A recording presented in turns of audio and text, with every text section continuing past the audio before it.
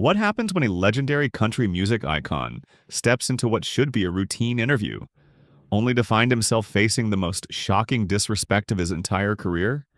When decades of experience collide head-on with modern television arrogance, sparks are bound to fly. Today, we're diving into the unforgettable moment when Willie Nelson turned the tables on Joy Behar, leaving her storming off her own show in one of the most talked-about verbal showdowns in daytime television history. Buckle up.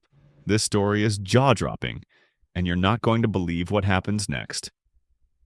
It was a scorching Tuesday morning under the studio lights as Willie Nelson settled into the guest chair on The View. At 90 years old, this country music legend had faced thousands of interviews, from Johnny Carson to David Letterman. But something in the air today felt different. The tension was palpable, and Joy Behar seemed unusually on edge, even before the cameras rolled. "Back in 30 seconds, the floor manager called, as Willie adjusted his signature braids and mentally rehearsed details about his new album and upcoming tour dates. He had been looking forward to this appearance, especially knowing The View reached audiences who might not usually tune into country music. But Joy, flipping through her note cards with a barely concealed irritation, seemed less than enthusiastic. "I still don't get why we're giving so much time to someone whose music peaked in the 70s, she muttered to her co-hosts, seemingly forgetting that Willie was sitting just a few feet away with perfect hearing. Whoopi Goldberg shot her a warning glance. "Joy, he's right there." "Oh, please," Joy retorted, dismissing him with a wave. Like he doesn't know his relevance expired decades ago. Willie remained composed, though his eyes sharpened. In all his years in show business, he had faced difficult personalities, but rarely had he experienced such blatant disrespect before a single question was asked. "And we're live in 5, 4, 3, the floor manager counted down. "Welcome back to The View," Whoopi began warmly. "We're here with country music legend Willie Nelson, who's just released his 73rd studio album. Willie, thank you so much for joining us." "Thank you for having me, Whoopi." "Always a pleasure," Willie replied, his calm drawl steady and gracious. But Joy was already ready to pounce. "So, Willie, let's be honest here," she began.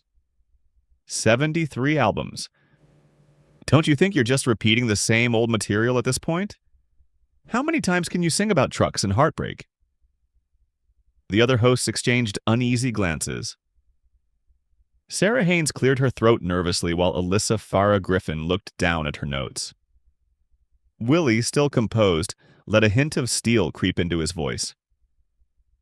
"Well, Joy, I appreciate your question," he said slowly. "Though I think you might be confusing me with a stereotype. My new album actually explores social justice, environmental awareness, and spiritual growth." Joy laughed, almost cruelly. "You're 90 years old singing about social justice. Isn't it time to retire and let younger, more relevant artists take the spotlight?" A murmur rippled through the audience. This was not the tone they expected from a show that typically celebrates veteran entertainers. "I find it interesting," Willie said deliberately, "that you would suggest someone should stop pursuing their passion because of their age. Some might call that ageist." Joy's face turned red. "Ageist? I'm just being realistic. Your generation had your time. This is the 21st century. "And yet here I am," Willie replied calmly. "Still creating, still touring, still connecting with audiences of all ages. Last month, I played for 40,000 people in Austin, and I'd estimate half of them were under 30.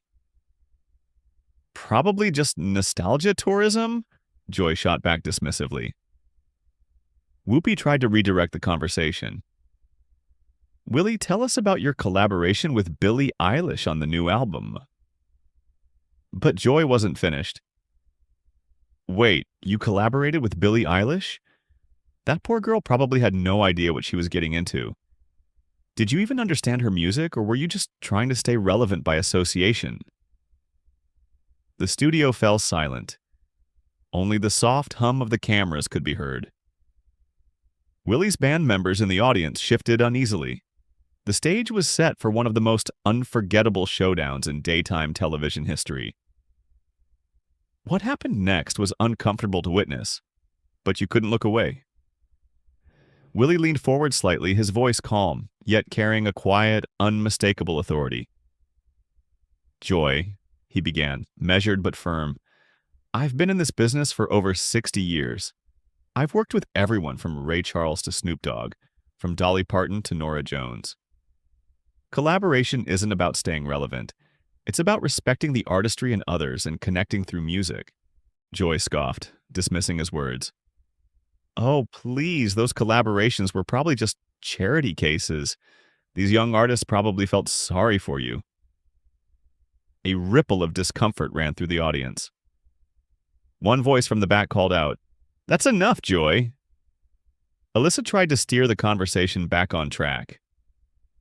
"Willie, your advocacy for farmers through Farm Aid has been incredible over the years." But Joy wasn't done. "Farm Aid? Don't get me started. You've been beating that dead horse for 40 years. Maybe if farmers actually adapted to modern agriculture instead of relying on handouts from has-been musicians, they wouldn't need charity concerts." Willie's jaw tightened ever so slightly. Farm Aid wasn't just a project.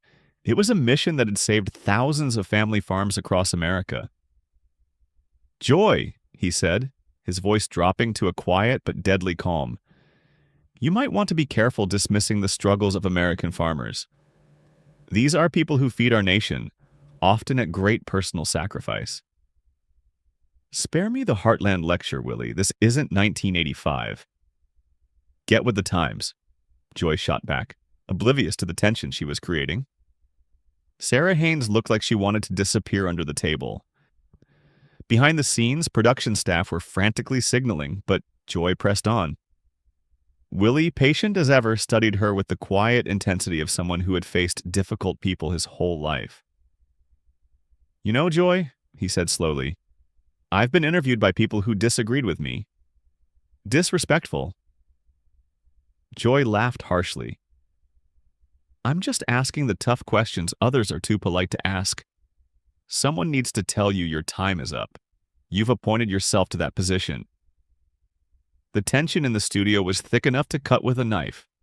Camera operators tightened their shots.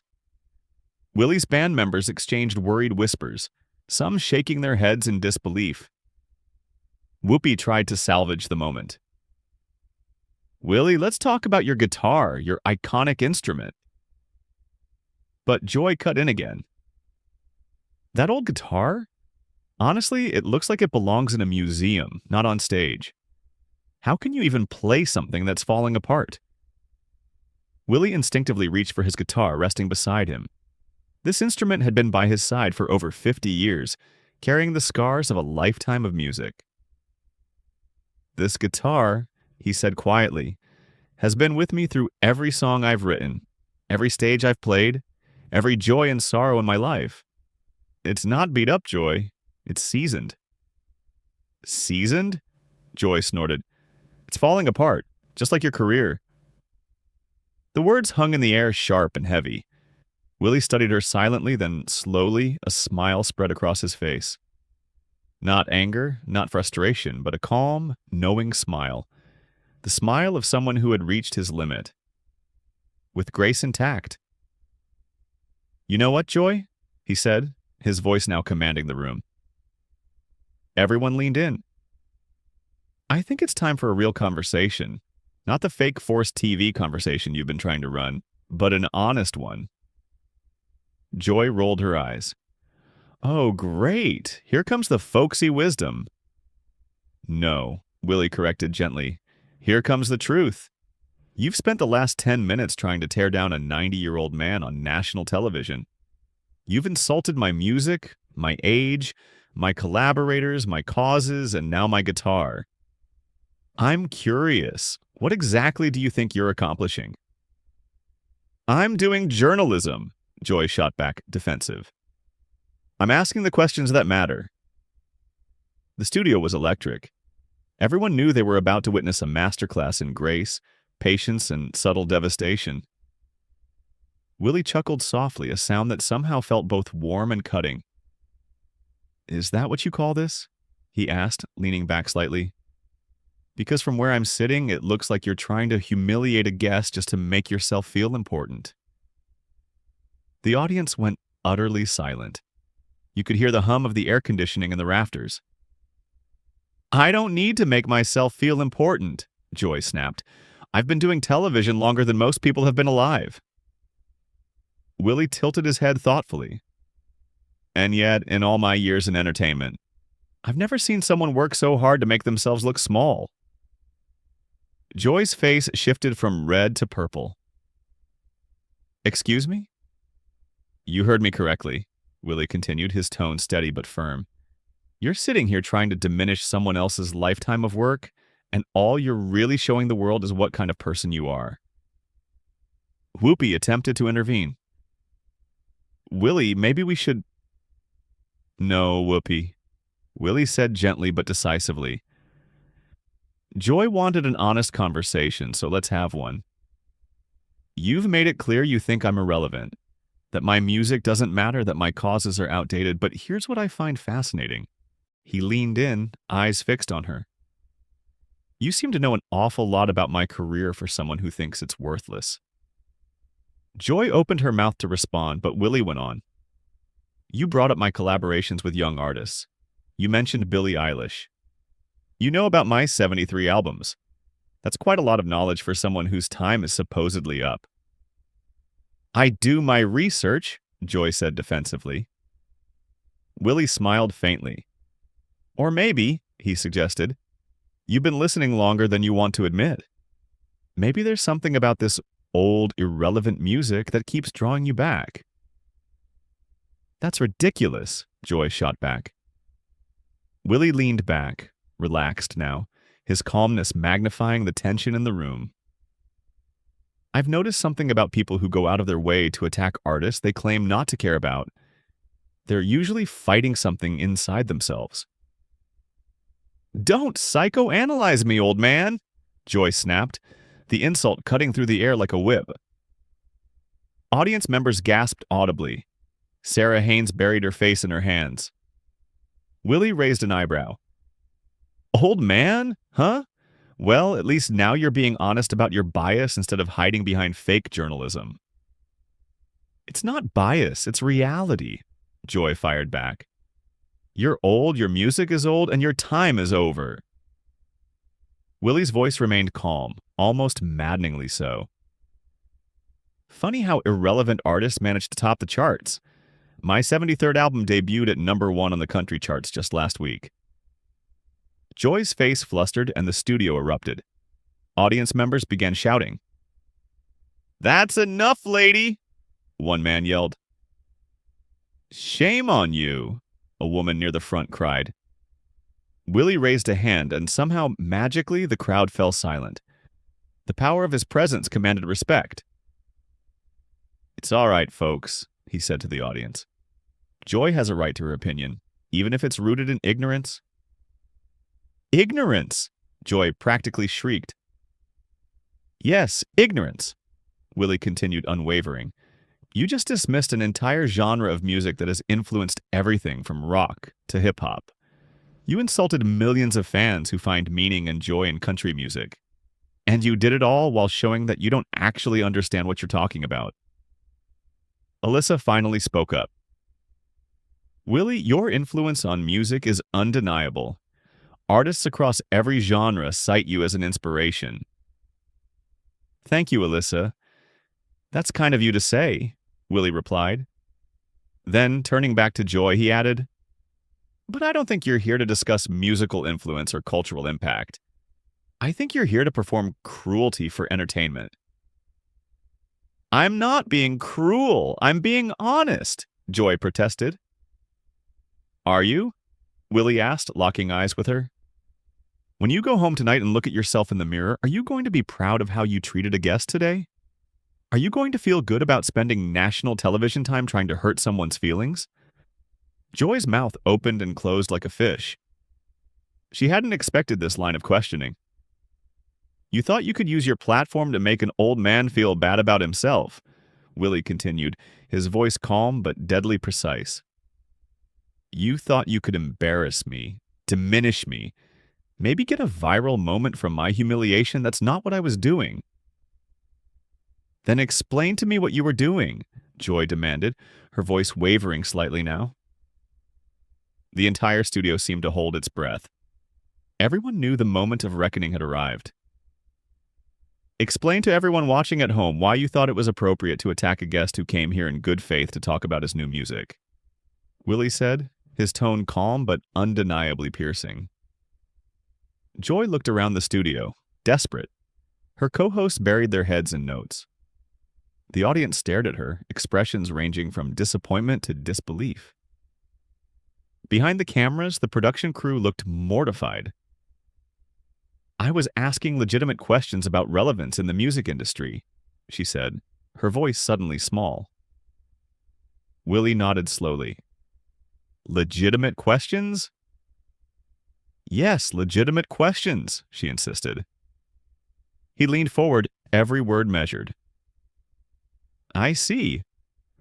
So, when you said my collaborators were charity cases, that was a legitimate question. When you mocked farmers struggling to save their land, that was journalism. When you called my guitar falling apart, that was professional inquiry? Each statement landed like a precision strike.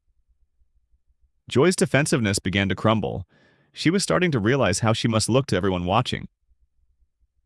You're twisting my words, she stammered. Am I? Willie's voice took on the calm, deliberate tone of a patient teacher. Let's review what you actually said. You claimed I was recycling old material. You said I should retire and let younger artists take the spotlight. You suggested young artists only work with me out of pity. You called Farm Aid a dead horse and dismissed farmers as people seeking handouts. You said my guitar belongs in a museum and my career is falling apart. Did I miss anything? The recap was devastating in its simplicity. Joy shrank in her chair, muttering, I was making points about the industry. No, Joy, Willie said softly but firmly. You were being mean. There's a difference between critical analysis and personal attacks. You crossed that line in the first 30 seconds of this interview. Sarah Haynes finally spoke up. Willie, your grace under pressure is remarkable. Thank you, Sarah, Willie replied, turning back to Joy. But I want to be clear. I'm not upset about your opinion of my music. People are entitled to taste. What concerns me is the gleeful cruelty with which you've expressed it. Joy's face shifted through every shade of red and purple. I wasn't being cruel. I wasn't being cruel, she stammered. Willie leaned in, steady and resolute. Let me tell you something, Joy. When you attack someone's life's work with obvious pleasure, when you mock their age and belittle their achievements, when you insult things deeply meaningful to them, that's cruelty. Doing it on television doesn't make it journalism. It makes it public humiliation. The weight of his words fell over the studio like a heavy, suffocating blanket. Joy opened her mouth to respond, but Willie wasn't finished. And here's what really bothers me, he continued, his voice rising with quiet authority. You've built a career claiming to speak for the underdog, for the marginalized, for those who need a voice. And today you use that platform to attack someone you perceived as vulnerable because of their age. That's not brave journalism. That's bullying. Joy's composure finally snapped. How dare you call me a bully? I fought for civil rights, women's rights, every progressive cause there is. Willie's eyes never left hers. And yet here you are demonstrating ageism on national television. How do you reconcile those two things? I'm not ageist. I just think you should know when to step aside, she yelled. For who? For you? Because you think you deserve the spotlight more than I do? The question hung in the air like a gauntlet thrown down. Joy's face twisted with rage. I've earned my place in this industry. I don't need some washed-up cowboy telling me about my career. The insult was the final straw. The audience erupted in angry shouts. "Apologize," one man yelled. "That's horrible," another shouted. Willie stood slowly, his guitar in hand. The simple action commanded immediate silence. "Joy," he said quietly, every word weighted with authority. "I came here today to talk about music, about bringing people together, about finding common ground in difficult times. Instead, you've chosen to demonstrate everything wrong with modern discourse. You've been disrespectful, cruel, and frankly embarrassing to yourself and this show." "Don't lecture me, Joyce," she screamed, jumping to her feet. "I don't have to sit here and take this from some has-been nobody." Whoopi's face went pale. "Joy, stop." But Joy was beyond reason now. "You want to know the truth? Your music was never that good. You got lucky in the 70s and have been coasting ever since. And now you're just a pathetic old man trying to stay relevant." The studio fell into shocked silence. Even the camera operators froze.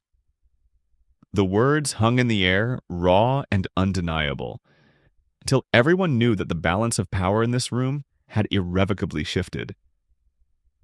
Willie looked at Joy for a long moment, then shook his head slowly, a hint of sadness in his eyes.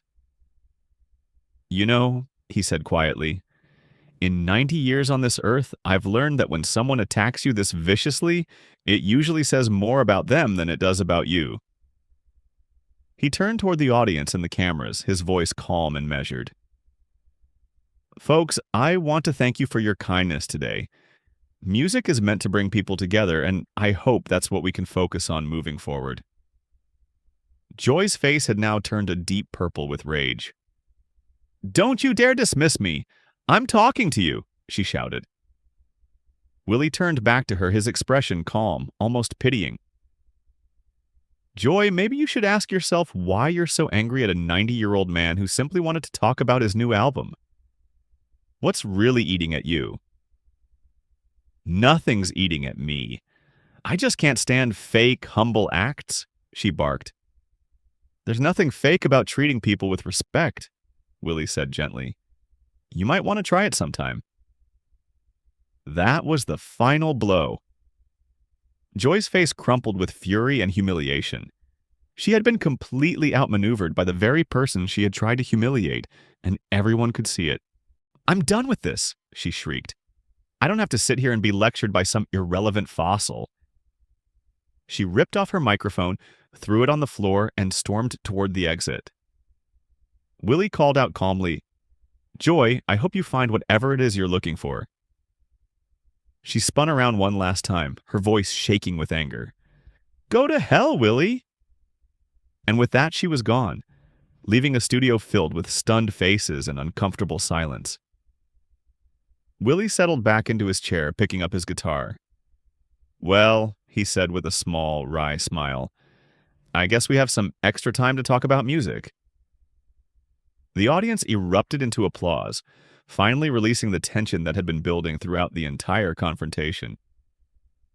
Whoopi, still mortified, managed a professional smile. "Willie Nelson, everyone," she said. "His new album is available everywhere." Willie strummed a gentle chord on his guitar.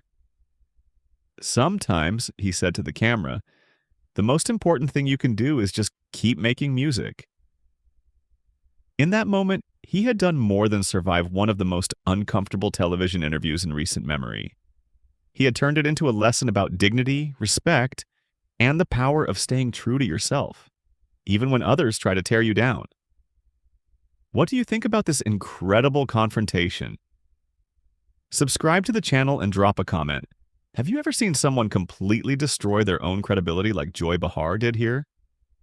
And notice how Willie Nelson maintained his grace and exposed her behavior flawlessly, a true masterclass in handling disrespect with class.